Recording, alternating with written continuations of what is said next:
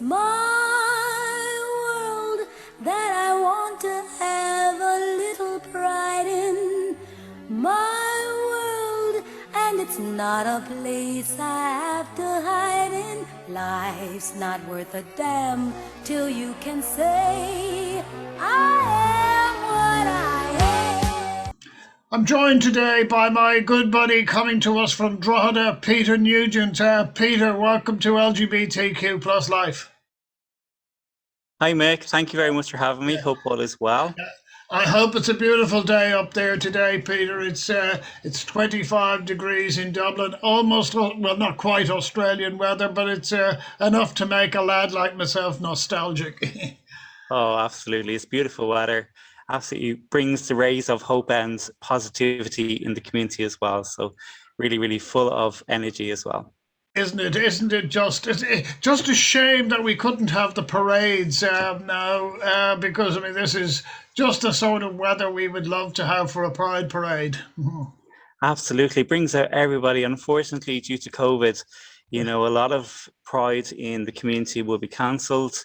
We're very lucky for Drogheda that we're going to be going virtual with some outdoor events as well that we very, very safe for people as well to attend. Yeah, Peter, you're of a slightly different generation to me. Have you had your jabs yet, or are you?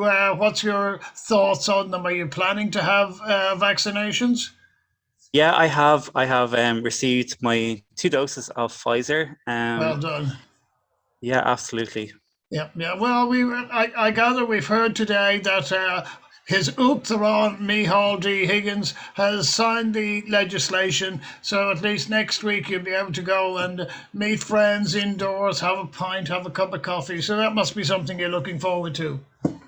Absolutely. I think for the whole community, it's been a challenging time for not just for the LGBT community, but for everybody in general. That is just been a massive roller coaster for, for the social aspects of things, meeting new friends, to be able to talk to somebody if you're having problems. The mental health act has gone, or mental health issues have just gone through the roof, for being isolation as well. So. So can I ask you, Peter? You grew up in Drogheda, did you? I'm originally from Stamullen, which is about 20 it's only minutes down away the road, from really, isn't Drogheda. it? I went to school in Drogheda. I went to St. Oliver's Community College, and then I went to Dundalk IT, where I went to college there. So I've been in Drogheda for a long time, and I do plan to be in Drogheda for a very long time as well. The community itself is absolutely fantastic, very knit community, really, really stuck together. It's absolutely fantastic community. Yep, yep. I've got to I'll be showing my age here, Peter. My memories of Drogheda, and they go back to the 70s, thereabouts, that there were 2 major employers in Drogheda, or 2 major companies. There was Cement Roadstone, and there was Carroll's Tobacco as well. And I knew friends of mine, their families were on the boards of both. What's the opportunities like for employment in Drogheda now? Is it much wider? And is so for people of your generation, do you feel I could live here, I could grow up here, and I can be sustained economically here? Yeah, definitely. There's many, many different opportunities. In the job boards that we have here in Drogheda, there's so many opportunities for young people. There's so many good opportunities for, older people as well. So it's a really fantastic opportunity for people. For example, the hospitality sector is getting back into full swing. You see jobs on Facebook, you see jobs all over the community looking for people, Sure. which is a great ray of hope for youngsters as well. And have you been able to work during the pandemic, or have you been on furlough, as we would describe it? Yes, I have been. I have been working all over COVID, of course. With the LGBT support group, we're non-stop. We have been offering support through Zoom. And also we've been organizing, one-to-one sessions, whether if it's counseling. So we're a peer support group. So we offer support to appointments. So for professional help as well, for suicide awareness, mental health, sexual health. Of course, the gum clinics have been all closed, GMS clinics have been all closed, you know, and people are, you know, really struggling. So we would have to do referral clinics to Dublin. Can I ask you, Peter, you would be what I would be calling an LGBTQ plus native, in the sense that you grew up after marriage equality, you grew up after gender recognition. Now, last week I was talking to your good friend of mine, Bernie Quinn, and Bernie is more of my vintage. And she was telling quite a different story about not only what it was like to grow up in County Louth as LGBT, but in Ireland, where, you know, so for people like myself, it was a criminal offence to be engaging in what we would call same-sex activity.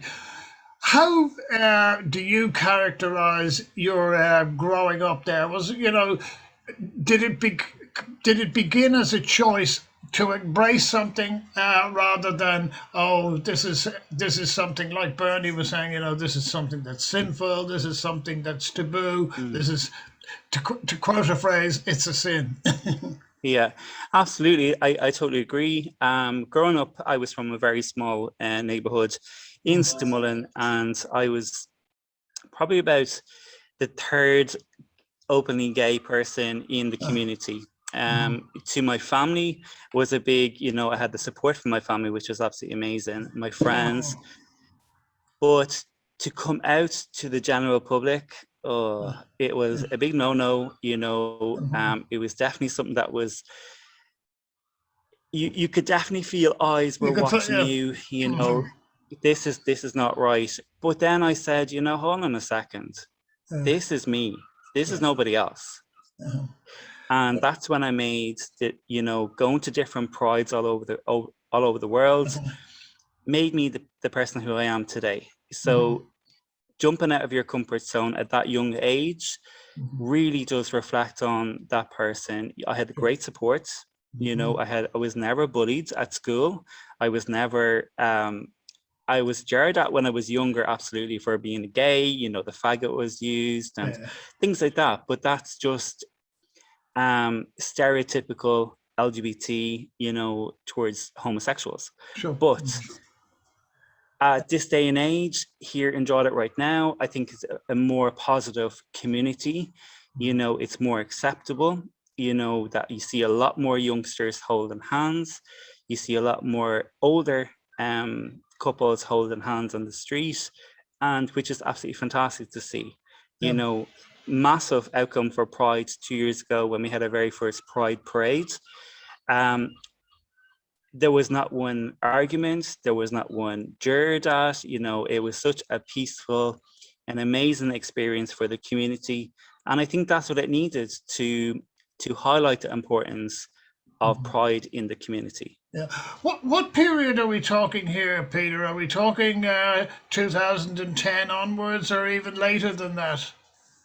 I honestly think later than that. I think I set up the LGBT support group in 2015. Okay, so that was the year of marriage equality. Yeah, exactly. So it was set up in October, and the support that we had the very first day, there was 40 people in the West Court Hotel reception area. And we thought that there was only going to be about 5 or 6 people, maybe close friends, you know, just for looking for support. But there was so many people in the foyer of the West Court Hotel, it was unbelievable. Well, you are to be congratulated, not only for your courage on that, but also for your moral insight into it. Tell me, I'm guessing you canvassed in 2015 for the marriage equality campaign. What responses did you get as you were going around Drogheda? And were you heartened by some of those or discouraged by some of those? Definitely a lot of mixed emotions. People were definitely for, definitely, oh no, we wouldn't vote for them. Oh no, like this is terrible, you know. And then I think people had to be educated on the doorsteps to say, look, that this is something that could, you know, definitely impact your future of Mhm. younger generations, you know, and oh, okay, well, maybe so. Well, maybe this should happen then. So, Mixed what was the emotions. percentage acceptance in? We know that County Louth voted yes, but what was the by what percentage did that happen? I think it was 60%. Yep, I think it that's was about 60%. yeah. Well, that's still fairly decisive. It's a 20% Mm. margin. I mean, I'll be honest. What not only surprised me but completely heartened me, because I grew up in working class Dublin, and I thought that working class Dublin would have reservations based on some of the experiences that you had yourself. But the area where I live in, which is mainly pensioners, they voted 65%. The areas that I Wow. grew up in and went to school in and all of that, 75% was pretty common. And there was one area in Ballymun that voted around 90%. Now, Wow. that was incredible, you know. Uh, as I say, you were there at the dawn of history, as we say, Peter. But can I ask? Can I slightly diverge, because I want to talk to Peter the person rather than Peter the activist in that sense of the word. When you were growing up, and we say between maybe we'll talk say 13 to 20 sort of thing, often whenever you saw yourself, if you like, on television or in the newspapers, um, it was a perhaps a somewhat stereotypical version. But what's your first memories of hearing LGBT in music, or perhaps in film, or even in books? So I suppose it all happened for me. I'm mad into music and I absolutely love Hmm. music. So I suppose Stephen Gately, Lord rest his soul, Yeah. was Hmm. a massive iconic for myself. You know, um, what a great activist he was, and such a great. He presented himself really, really well. And I suppose, you know, for me and my best friends going to Dublin on if we're going on the weekend time, we would go to the likes of the Ed House as a secret, you know, for coffee, Hmm. and to explore um just Dublin, you know, as it was, you know, obviously there was no places in Drogheda that we could avail of. We would Is that? have to go to Hmm. Dublin, Yep. you know, And, and hopping on a train and even looking at all these beautiful people, you're like, wow. um, Stephen, he came from the area that I came in, so we tended to know a slightly bit. How did you feel whenever you'd read about Louis putting out these notices saying Stephen's engaged this week and he's engaged next week? And we all knew it was lies. I mean, Stephen never tried to hide who he was. Yeah. I was shocked because I was really, really shocked. I didn't know if it was true that, you know, maybe he was straight or maybe he was gay. Either way, he was just an amazing person Hmm. that Uh, for I'm me, very, I felt, yeah, it was yeah, just so, so full. yeah, I'm very sad the way he died. I mean, that's Absolutely. just absolute tragedy as well. Yep. Yeah. Can I ask you then, Peter? You're a member of, well, you're more than that. You'd be a founder member of Outcomers in Drogheda.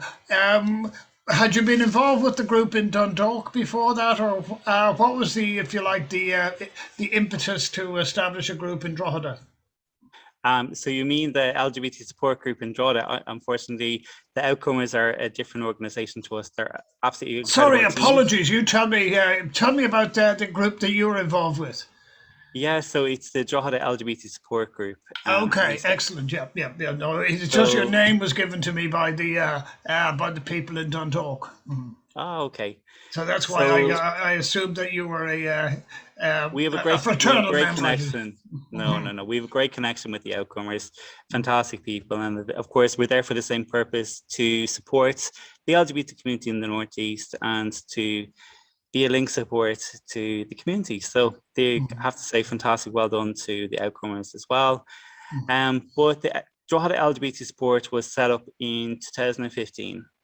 So the aim of the group was to help younger people, the same ages as we were at that time, to find support, to be the support in Drogheda for the community. So 6 years on, we have helped so many people in the community regarding to, we have LinkedIn with so many volunteer sectors such as SOSAD, the Samaritans, the Guards, sexual health clinics, HSC, and the local GPs here in Drogheda as well, which would offer support on a week-to-week basis. Due to the pandemic, we had every Thursday, we would have one-to-one support where people, for being isolated, that just needed to talk, that they were so used to coming to the barbecue centre here where we are today. Just for a cup of tea and a little chat, people would definitely miss that over the lockdown. The whole aim of that LGBT group was to have support in the community. And of course, the plan was to organise Pride on a yearly basis. So we have Pride every year until 2 years ago, and we had a very first parade, which was amazing. The support that we have had was outstanding. And I think it has definitely made history in Drogheda for the first parade. And of course, this year, we're going to be going virtual Pride. And next year, please God, we're going to have a massive event for the community. Yeah. So tell me, is it primarily a support group for young people, or is it across the board as well? So in other words, would you have people my generation coming to you for support as well? Absolutely. So it's a wide range of support. All of our volunteers are child protection trained. We're also trained in different other mental health, assist. So we're able to help that way as well. So the volunteers that we have are trained in different aspects of age levels. If we're not comfortable with a situation, we're able to refer on to professional help. So it's a great way to get support that way as well.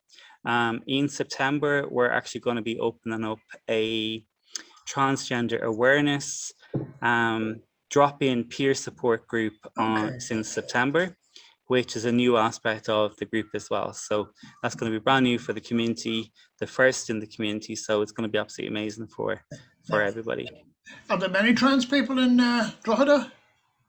Yes, there is, and absolutely. A lot of them have been transitioning, or over the last couple of weeks, we've been on the town of Drogheda, just highlighting the importance of Pride and, getting everybody excited for Pride. But then a lot of people would have messaged say, look, my son and daughter is, I think she might be a lesbian, but I also think that she might be trans. Then when we have a conversation with them, they are trans. They are transitioning. They want to be changed. They have no support. They have no amenities to go to Dublin, and that's so important for us. That we help these youngsters and give them professional help that they need through TENI or belong to wherever they might need some support that you might need. You've taken the words right out of my mouth, Peter. I was going to say, do you have much engagement with a group like Belong To or with a group like TENI? Clearly you do. Yes, we do. Yeah, absolutely. Two amazing organizations. TENI is, oh my God, absolutely fantastic. The support that we've sent so many youngsters to them is fantastic. The way that they come back and present themselves to us after a couple of sessions with TENI is amazing. They're totally changed. They have got enough education and they know exactly what path of life that they really want to go, they're definitely a fantastic organization. Belong To is absolutely amazing for youngsters and of course young teens. Been there myself so many times when I was younger. Highly recommend them to any single person that might need support. Sure. Well, I've had a lot of engagement with TENI and I've had quite a significant engagement with Belong To, so I'll endorse totally what you're saying there. Yeah. Something that, again, and it's possibly of more interest to my generation, but I think it's equally important to your generation. Over the last 6 months, the National Library of Ireland have taken on board. They've taken charge of the queer archives, and I've been talking to the National Library themselves and the Tony Walsh, who actually created the archives. How important do you think it is for people of your generation to understand what went before? In other words, to be familiar with LGBT culture and LGBT history? It's so important, Hmm. absolutely so important. I honestly think that every school should have a library with some of these books that's inside, because you some of the stuff that is in these books are actually real life Hmm. that actually happened here, that has set, first-hand stories. It's so educational, absolutely. And I definitely think every single school should have a library, an LGBT library. Hmm. Yeah. Can I ask you then something that I've been trying to emphasize to a lot of people? For people, again, of my generation, uh, COVID isn't so much the big deal because we went through it before. Although HIV wasn't a pandemic, it was a pandemic within the LGBT plus community. Um, there was probably the best TV I've watched all year was a series called It's a Sin. Did you see it yourself? I did, yeah, I loved Yeah. it. Uh, how does that resonate with somebody like yourself? Are you watching third party? Because when I was watching it, I was seeing all the friends that are no longer there. I was seeing the circumstances where we were genuinely terrified. And how does that resonate with your generation? I suppose with myself, I could definitely, I have so many friends who are HIV, and it just Hmm. made me think of their feelings that they could be going through. Hmm. Number one, the understanding of HIV, the support that they might have, and other ways that people look at this. This was looked upon, frowned upon. There wasn't much education around at that time, but Hmm. now it's so, so important that there's so much that people can do for HIV right now.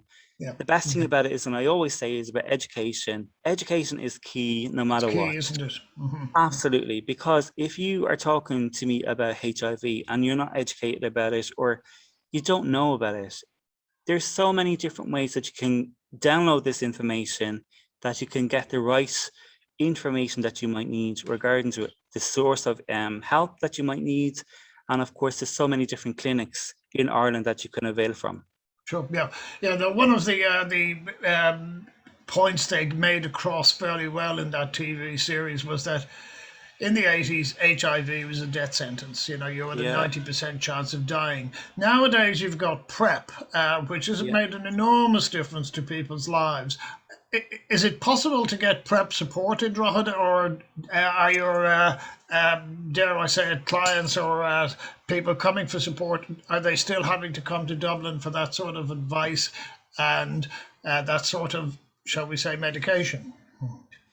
Yeah, absolutely. So a lot of the LGBT that would go LGBT support that would come to us, they would definitely be looking for PrEP in the community. So Mhm. myself and another colleague have spoken to many, many different surgeries, doctor surgeries in the community, and asked them if they would be interested in taking PrEP or facilitating, like services where they'd be able to link in. And they said that they're not trained on this situation. They wouldn't have the facilities for this. So that is something that definitely is needed in Drogheda, Okay. 100%. I know the Our Lady of Lourdes Hospital in Drogheda offers that service, but that's the only service that there is, um, unless you go to Dublin, which is absolutely terrible, because Sure. some people don't want to go to the hospital to get this medication, or Mm. you're seen as a patient when you go to the hospital. Yeah. Yeah. It's not a private clinic that you'll be going to. It's not, it's just so different. Sure. Do you have a branch of? I can recommend ACT UP as one of the great organisations in this country. Do you have a branch in Dublin, or do you think it might be beneficial if there was a branch in Drogheda? Absolutely. Well, we would link in with Act Up. You know, Yeah, they're yeah, fantastic. I they're really great. recommend. Hmm. They are. They really truly are. Hmm. We would definitely. That's one of our links that we have is Act Up in Dublin. They are such an amazing. Even their literature that they have is just fantastic. Yeah, yeah. No, I'll be honest. I came across ACT UP about 3 years ago. I'd never heard of Prep before that. I spoke to the people. I've had them on the program, and they are magnificent. They truly are. Science, science, and science is the way to go.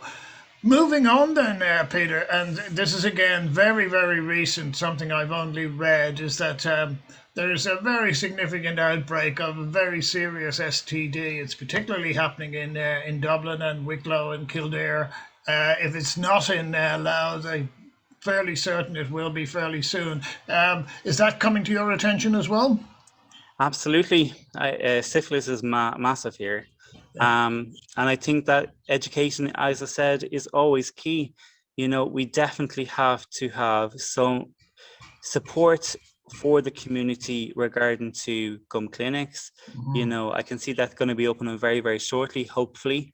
But we have sent so many to HIV Ireland, you know, to get these tests. Sure. We've sent 7 people so far this week. Oh, Just that's significant, isn't it? That's a high number. Hmm. it sure is. It sure Yeah, is, absolutely. yeah. And you know, these people trust our services that we have here in Drogheda to guide them to the places that we know that would help them. So it's all about education. It's all about, you know, the support that they have there for them. And of course, you see, people in Drogheda don't like to have the support in Drogheda. They always like to go a little bit further so they can have their business not known, you know, in case that they might meet Joe Blogs. Oh my God, there he is there, you know. So Yeah. I definitely think that is something that needs to be worked on in the community, 100%. I do think that education definitely is key, you know. Yeah, that's not uncommon, Peter. I mean, people in smaller areas, they like to keep their private business private. Let's move on then. 2021, as you've mentioned, Pride is going to be virtual in Drogheda. Tell me when is it happening, and what will be happening? Yeah, so it's going to be kicking off next Thursday, where we do have the That's the fantastic 29th venue, of July. Is that correct? 29th of July, where we're going to be officially opening Drogheda Pride at the Avery, which is a fantastic boutique cafe restaurant, where we're going to have the mayor officially opening Drogheda Pride, and of course Cristiano from Fair City, which will be doing a virtual message for Drogheda. And also it's going to be a nice, fun atmosphere as well on the 29th. From then on Friday, we're going to be raising the flag, the Pride flag up at Millmount, the highest peak of Drogheda, which is going to be flying with Pride, which is going to be amazing. Like we do every year, it is the most historic place in Drogheda, very well known to Drogheda from the Battle of the Boyne, and it's all about culture, and of course it's beautiful to see as well. On Friday as well, we have a visual display from all of the messages from people around the world, which is going to be really nice to see. Also on Friday, we have a mental health workshop as well. And we also have a transgender workshop as well. So it's another way of keying into the importance of education around Pride as well.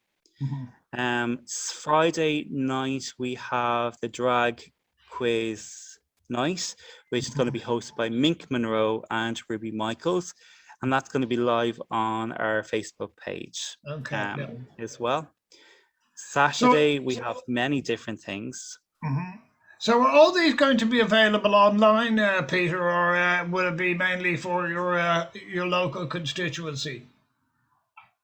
No, of course, absolutely. Everything will be available on Facebook, Instagram, and Twitter.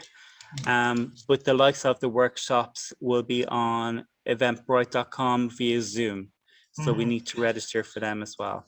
Sure.